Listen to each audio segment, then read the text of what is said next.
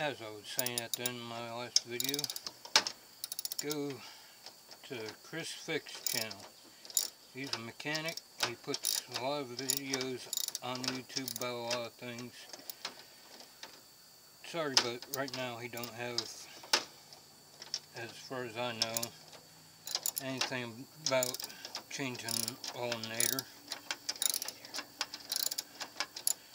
But he's said he's going to eventually be doing one. I mean, a radiator. Sorry, it's been about a 3-hour job because everything was stuck together on the old radiator.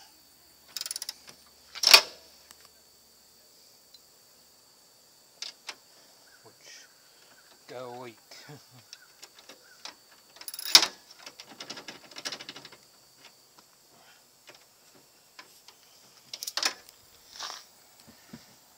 Alright, basically, once you get everything put back together, you take your little white cap here out, get your radiator fluid, fill it up,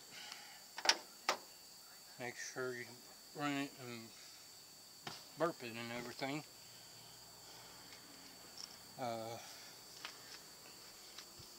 There ain't much more to say. Except for research it.